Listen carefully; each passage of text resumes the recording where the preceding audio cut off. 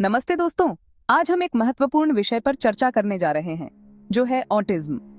यह एक ऐसा विषय है जो कई लोगों के जीवन को प्रभावित करता है और इसके बारे में जागरूकता बढ़ाना बहुत जरूरी है। आज हम ऑटिज्म के बारे में जानेंगे। ऑटिज्म यानी ऑटिज्म स्पेक्ट्रम डिसऑर्डर एक दिमागी हालत है जिससे लोगों को सोशल बातचीत, कम्युनिकेशन और बिहेवियर में दिक्कतें आती हैं। यह एक व्यापक स्पेक्ट्रम है, जिसका मतलब है कि इसके लक्षण और प्रभाव हर व्यक्ति में अलग अलग हो सकते हैं। ऑटिज्म के लक्षण बचपन में ही दिखने लगते हैं और यह जीवन भर बने रहते हैं।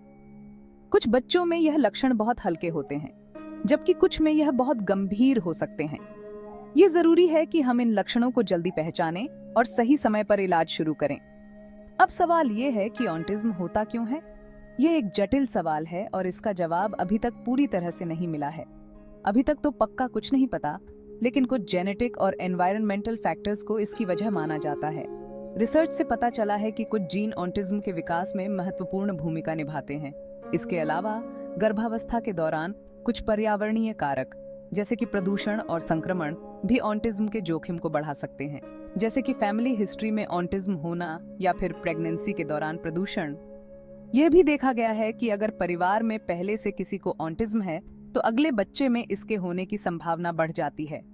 ऑटिज्म के कई टाइप्स होते हैं। यह एक स्पेक्ट्रम डिसऑर्डर है, जिसका मतलब है कि इसके लक्षण और प्रभाव हर व्यक्ति में अलग अलग हो सकते हैं। किसी को सोशल इंटरेक्शन में बहुत ज्यादा दिक्कत होती है, जैसे क्लासिकल ऑटिज्म में। क्लासिकल ऑटिज्म में व्यक्ति को दूसरों के साथ बातचीत करने में बहुत कठिनाई होती है और वे अक्सर सामाजिक स्थितियों में असहज महसूस करते हैं। किसी में सोशल प्रॉब्लम्स तो होती हैं, लेकिन लैंग्वेज और दिमागी कामकाज ठीक रहता है। उसे एस्पर्गर सिंड्रोम कहते हैं।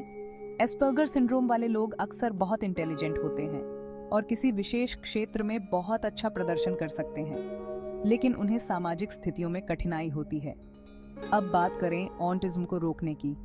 हालांकि कोई पक्का तरीका तो नहीं है, लेकिन कुछ कदम उठाकर इसके जोखिम को कम किया जा सकता है। प्रेगनेंसी में हेल्दी डाइट, रेगुलर चेकअप्स और इन्फेक्शन से बचाव जैसे कदम उठाने से रिस्क कम हो सकता है।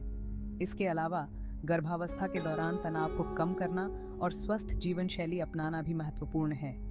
याद रखना, ऑटिज्म को जल्दी पहचानना और सही इलाज बहुत जरूरी है, ताकि इंसान की लाइफ क्वालिटी बेहतर हो सके। Thank you.